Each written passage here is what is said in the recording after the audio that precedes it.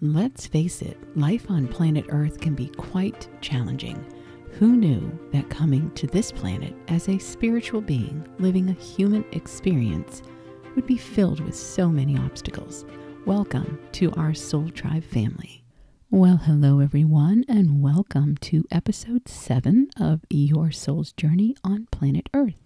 I am Susan Saucier, your intuitive spiritual earth guide. It is my wish and intention to bring you guidance, wisdom, and knowledge to help you navigate life as a spiritual being living a human experience. In this episode, we are going to be talking about codependency. So, what exactly is codependency? Well, research has shown that codependency is a dysfunctional relationship dynamic where one person assumes the role of the giver, sacrificing their own needs and well-being for the sake of the other, which is often referred to as the taker. The bond in question doesn't have to be romantic, and it can occur just as easily between a parent and a child, between friends and family members, and even co-workers. The term codependency first appeared in substance abuse circles to describe a lopsided relationship that has been consumed and controlled by one person's addiction. And it grew in popularity and became shorthand for any enabling relationships, but there's so much more to it than that. Codependency issues typically do develop when someone is raised by parents who are either overprotective or underprotective, and sometimes with issues with addiction. Overprotective parents may shield or protect their children from gaining the confidence they need to be independent in their own way, in their world. In an article in Everyday Health written by Beth Gilbert, she says, quote, codependency is typically discussed in the context of substance use, where one person is abusing the substance and he or she depends on the other person to supply money, food, or shelter. But codependency is much broader than that, says Jonathan Becker, an associate professor of clinical psychiatry at Vanderbilt University in Nashville, Tennessee. Codependency can be defined as any relationship in which two people become so invested in each other that they can't function independently anymore. Your mood, happiness, and identity are defined by the other person. In a codependent relationship, there is usually one person who is more passive and can't make decisions for themselves, and a more dominant personality who gets some reward and satisfaction from controlling the other person and making decisions about how they live. According to Mental Health America, codependency is often referred to as relationship addiction, in that codependent people tend to form and become dependent on unhealthy, emotionally harmful relationships, end quote. So often when people hear the word codependent, they tend to think of someone who has all kinds of issues and needs to rely on other people to survive. Often they immediately think of people who are addicted to drugs or alcohol. Now, there are different kinds of codependency, and some do fall in that category where you're the giver and the taker is the addicted person. However, other types are relationships that involve a form of abuse and power, where you may be the people pleaser and the other one is the person who controls the environment. Often you may find that these are people who can be narcissistic in ways, and they prey upon the people pleaser, and together they actually form a perfect combination because one feeds off the other. And then there's the highly functioning codependent, which I believe Terry Cole, who's the author of Boundary Boss, she created this wonderful title that really does help explain so much for those of us who feel codependent just didn't fit quite right. So you often may find that you fall in the category of being codependent, but you think to yourself, there's just no way. I'm not needy at all. In fact, I'm the one everyone comes to for advice. I'm the one that everyone knows they can count on to get things done. I go above and beyond. Well, that's where people get lost in feeling that they don't fit that criteria. Terry Cole, she says, and I quote, "High-functioning codependency is behavior that includes disordered boundaries, where you are overly invested in the feeling states, the decisions, the outcomes, and the circumstances of the people in your life to the detriment of your internal peace and well-being. A high-functioning codependent is often smart, successful, reliable, and accomplished. They don't identify with being dependent because they are likely doing everything for everyone else. In a way, you make it look easy and like you have it all together. You might even have an amazing career, run a household, care for children or aging parents, juggle all the extracurriculars, doctor's appointments. Plus, you're basically life coaching your friends through all their problems. You can do it all, and the people in your life look to you to do so. But what is the cost to you? Overfunctioning can leave you burnt out, exhausted from trying to maintain an impossible workload, keep all the balls in the air, and just keep going. Our natural abilities to connect with others can absolutely be our superpowers, but not if we are drained from overfunctioning." End quote. I think that fits so much for so many people, at least in my soul tribe. We find that there are a lot of that overgiving and caring and just being that go-to person. So let me ask you if any of the following resonate with you. Do you have difficulty making decisions in a relationship? Difficulty identifying your feelings? Difficulty communicating in a relationship? Valuing the approval of others more than valuing yourself? Lacking trust in yourself and having low self-esteem? Having fears of abandonment or an obsessive need for approval from others? Having an unhealthy dependence on relationships, even at your own cost? Having an exaggerated sense of responsibility for the actions of others? Are you the one always jumping in to rescue and help others? Do you give advice when no one's even asked for it? Are you a people pleaser and a peacemaker? So at this point, you may realize that you are indeed a highly functioning codependent, and that's okay. Acknowledging and understanding these traits are a big step in the right direction, because they are guiding you as you awaken, transform, and discover your true self that's hidden beneath all of this outer mask that you're wearing. So somewhere at a young age, you realize that if you help others, if you are the good girl or the good boy, then you get noticed. You get a response. You may have learned to distract others when arguments disrupted your quiet environment. And that became a way of survival in your adult frame of reference. You may have taken on the responsibility of others by putting your needs last in order to create peace within your environment. Whatever the case may be, this codependent behavior began at a young age, and until you recognize it within you, it will continue to be a significant part of how you survive in your world. I have come to realize that I do fall in this category, and I had no idea why I was so exhausted tending to everyone's needs but my own for a very long time. It was second nature to me to just dive right in and help whoever, whenever, with little respect to my needs. Now, if you are very empathic, then you are more than likely in this category as well. Why? Well, because you can get lost in the emotions of others. In other words, if the people in your life are feeling angry or depressed or frustrated, you can feel that.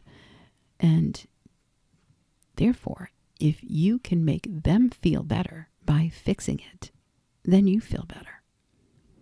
This then becomes a pattern in your subconscious mind that alerts you to do the same thing every time you encounter a situation where the people in your life are feeling not in alignment or upset. I'll be talking about being an empath in another episode, but I felt it was necessary to help you understand the depth of why you may be codependent. So let's talk a little bit about each of these traits. So if you have difficulty making decisions in a relationship or even for yourself, it is often due to lack of confidence and fear of making a mistake, as well as wanting the approval of those in your life. Somewhere along the way, you lose your complete sense of self and identity. You become so busy helping everyone else and neglecting your needs that your true self is hidden beneath the mask of Superwoman, frequently feeling resentful and angry that you have to do everything and everyone expects it and everyone takes you for granted. At some point, you lose your ability to trust your instincts and you feel you must get everyone's advice on a decision, especially big decisions, in order to assure yourself that you won't upset anyone, you won't rock the boat in the process, as well as making sure you are being validated and approved of. Now, in another episode, I will get more into those who have to deal with living with someone who might have borderline or narcissistic behaviors, because then you're also walking on eggshells. So you have also learned that you are best if you just provide everything they need and put yourself last, because that keeps you safe. We'll talk about that again in different episodes. So let's get back to the codependency. So if you have trouble identifying your feelings, this can also coincide with being an empath and taking on everyone else's energy and not being able to decipher your feelings from theirs. It can also be due to you learning at a young age to stuff your feelings deep down because you received better results when you jumped in and made sure you addressed everyone else's feelings.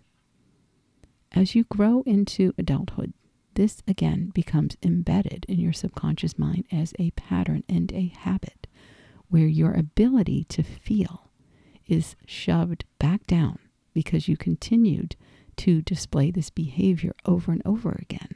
So it created a pattern in your subconscious mind, and therefore it comes out every time your feelings try to show themselves. So until you're ready to let yourself feel again, this process will continue to fill you up with resentment as you hold everything in so that others can feel better. This is all about you learning how to take better care of you. Because when you hold everything in just so that others can feel better and you feel worse, that's definitely not serving you at all. And in the long run, it's not serving others either, even though on the outside it feels like it is. But it truly is just creating more drama and chaos because it keeps a repetitive cycle going, because it believes, at least your subconscious mind believes, that it's truly helping you and keeping you safe and wanting you to keep doing the same things over and over again until you break that pattern. And you can do that. Now, are you valuing what you desire, or once again ignoring your wants and dreams because others tell you that you just shouldn't feel that way, or that you shouldn't do it that way or this way? This then leads into lack of trust in yourself, and it definitely builds more fire into that low self-esteem. You begin to believe that while you can help others in amazing ways, you just don't feel worthy of helping yourself, because who cares? Nobody else seems to, as long as you provide them everything they need. It's like you're the never-ending servant who gets very little rest. But again, you're choosing this role because you do have the freedom of choice. So you can choose to keep running around crazy and feeling that little reward when people seem so grateful for everything you're doing. But in the long run, you know deep down that all you're doing is sacrificing pieces of yourself over and over again. It's time to take your life back. Do you find that you are sacrificing your needs because you fear if you don't, then the people in your life, they won't stay in your life? This fear of abandonment is very real and raw for people who are codependent, but it can also not resonate at all. Instead, you may resonate more with the need for approval from the people in your life. You may even at times wish those who drain your energy will just go away, but you don't have the willpower or the self-confidence to do so yourself. But at the same time, you still want to make sure that they can survive without you, because a part of you feels you must take care of them or they won't be able to survive. So back into the cycle you go of rescuing and stepping in to overgive, which takes us to that exaggerated sense of responsibility for the actions of others. Jumping into rescue even though you know deep down in your heart that you are only repeating a never-ending cycle.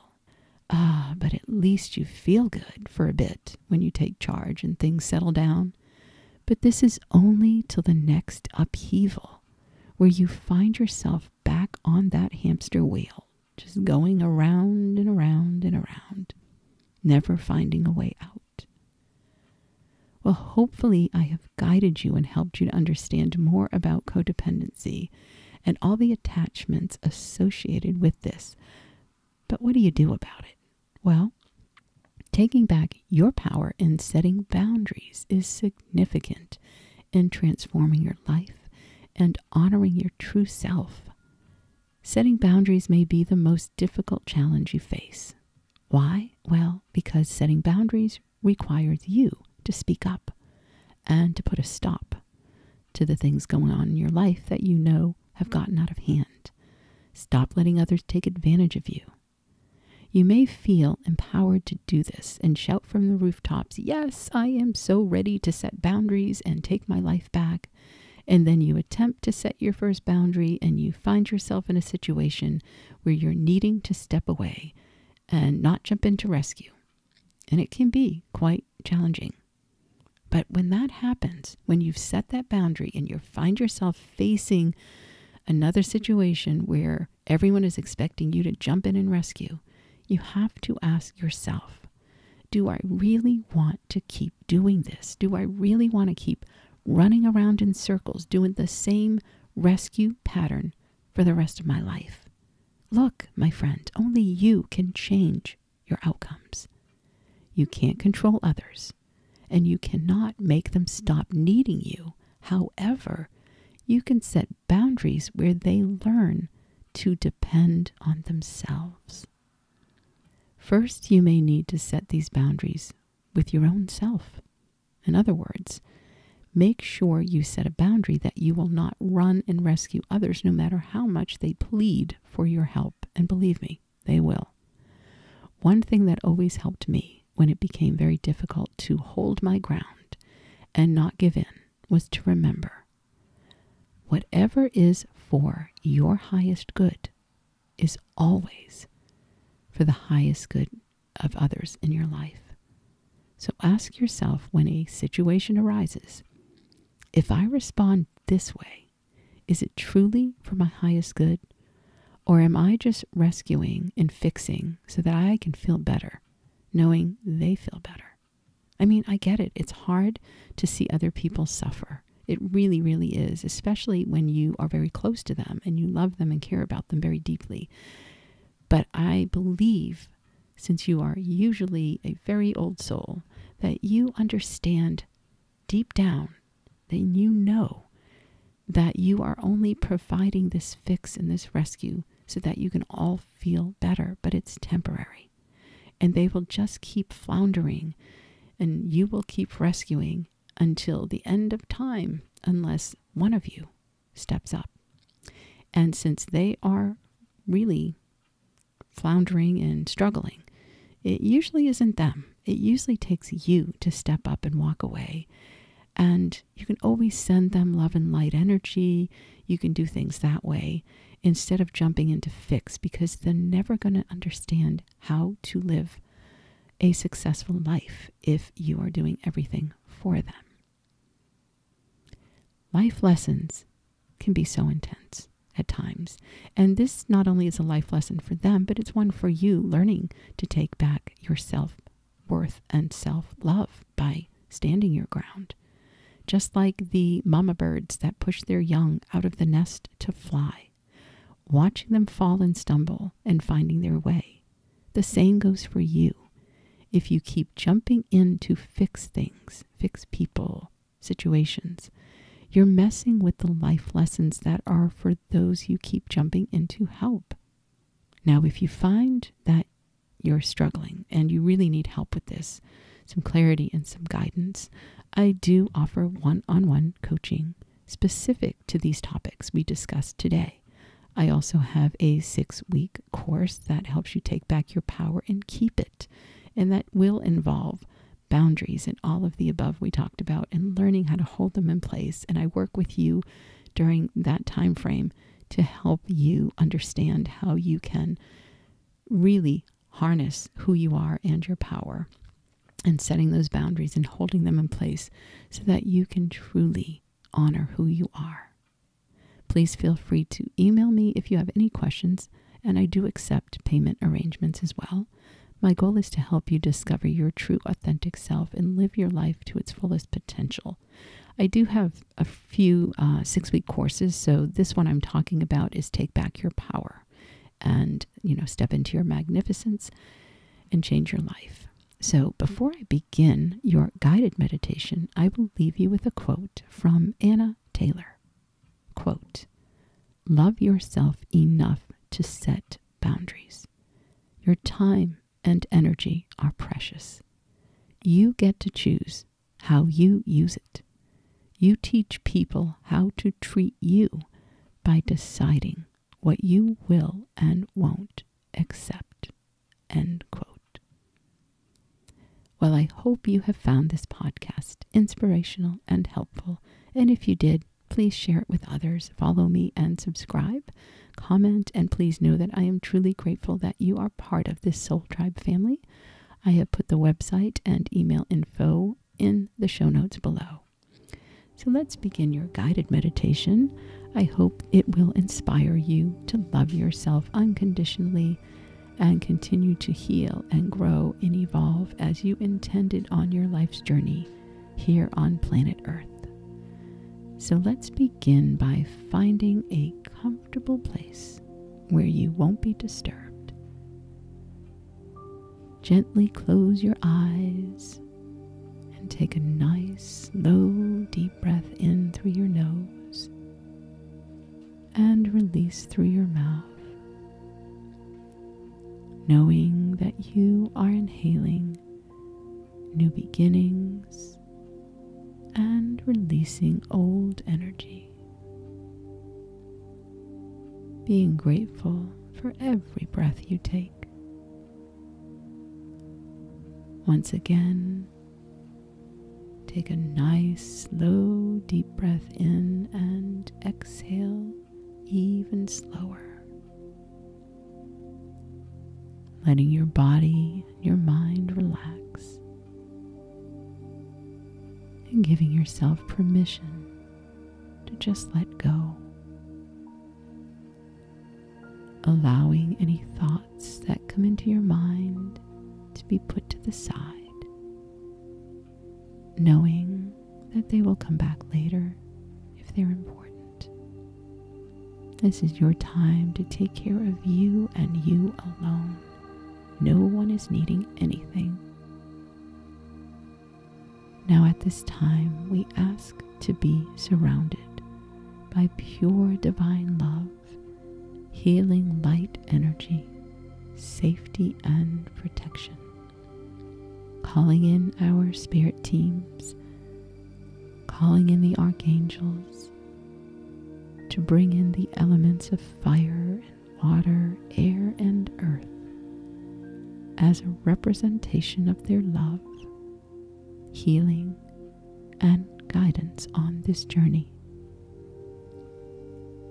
Divine healing source energy, we ask that you help us to understand the depth of our being and the true potential we each hold within us to overcome any obstacles and life challenges that have come into our path and our awareness. We ask that you please shine down upon us your healing light, filling us with your wisdom and your knowledge, your guidance and clarity. We ask that you help us to see and take notice in our lives where we are dishonoring ourselves, where we may be neglecting our own needs and sacrificing our dreams and desires so that we may feel worthy of recognition and love from others.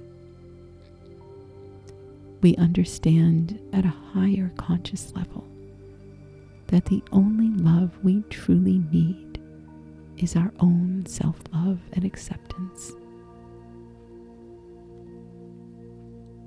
Now begin to notice before you a beautiful path of marbled colored stones that stretch out beyond the horizon.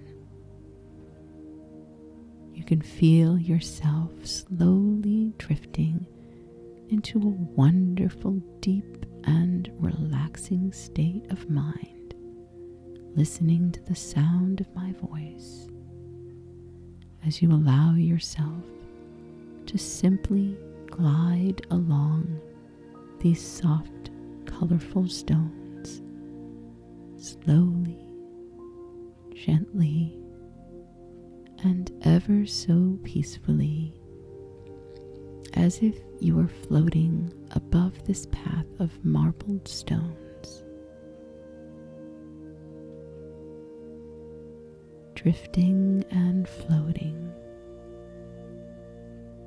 And now before you, you begin to see a meadow filled with the most incredible fragrances, vibrant colors, and everything that nature has to offer you.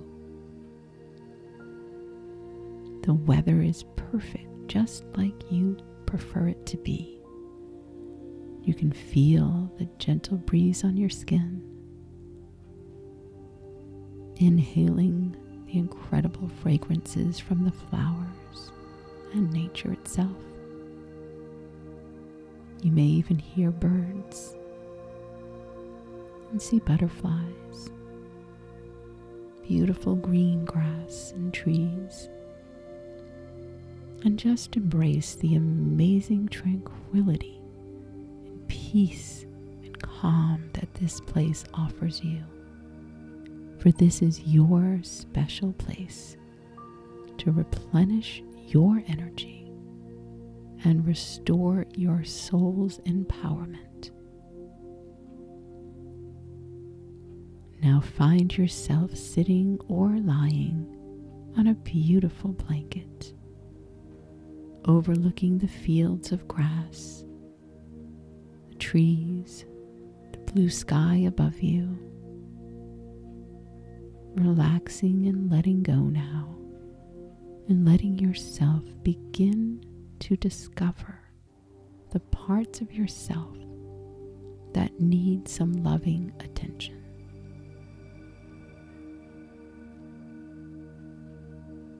Now, as you go deep within yourself, deep into the core of your being, deep down into your soul,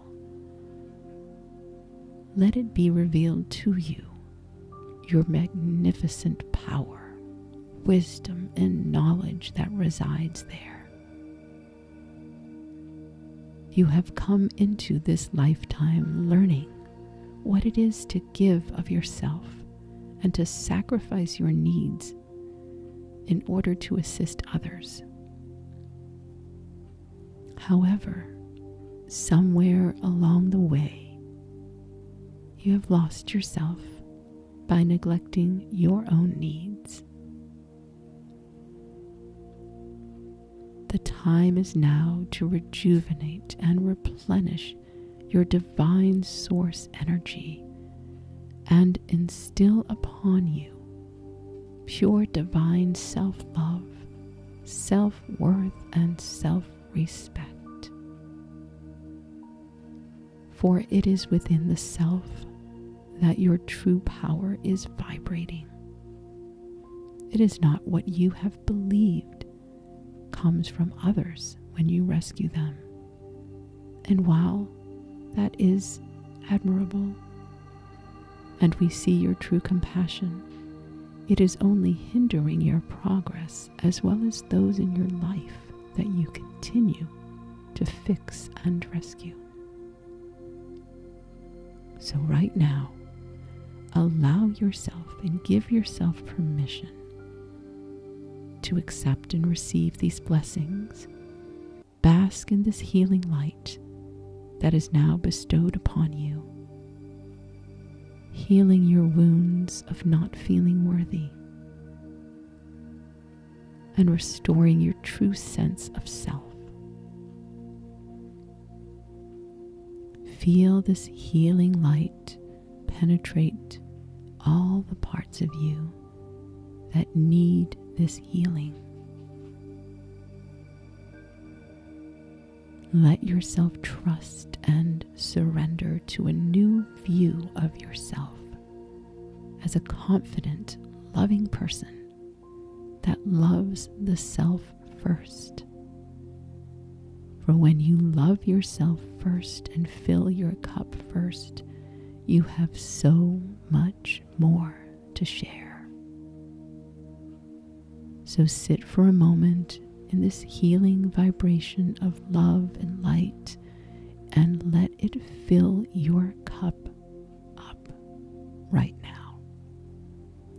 Breathe. Accept this love.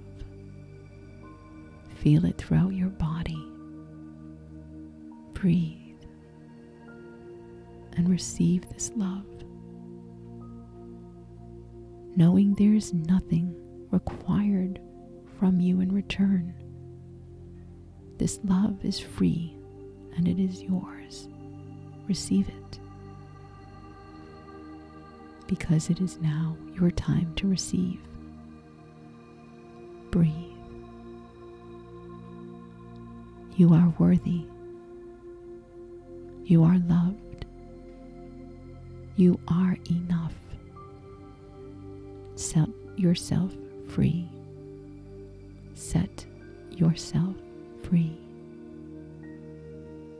For you are loved now and always, beyond what you could ever imagine.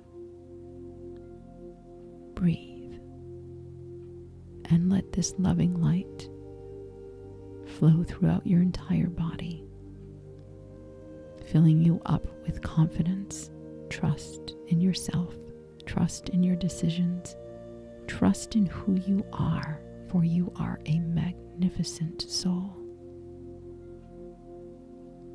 Always remember, my dear friend, I trust you. I believe in you, and I know that you are working so hard to create an amazing life. So keep trusting yourself. Everything is going to be okay.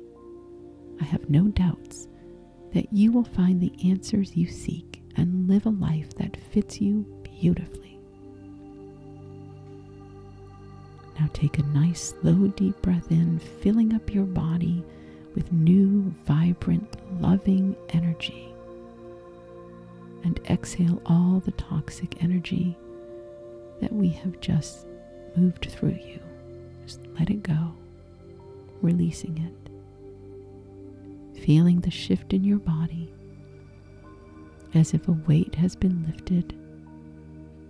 noticing that you are now feeling lighter and happier and joyful and confident, filled with empowering energy that's moving easily throughout your entire being and energy field. We now give love and gratitude to the archangels and our spirit teams for their continuous support, and the spirit animals for bringing their guidance and assistance as you experience your soul's journey on planet Earth. And so it is. Now begin to bring yourself back to the present moment, letting yourself back into the present time, and slowly opening your eyes when you are ready, knowing that you are now filled with a new confidence, self-assurance, love of self, and the ability to set those boundaries, knowing that what's for your highest good is also for their highest good. Have a wonderful week, my friend. Talk to you soon. Namaste.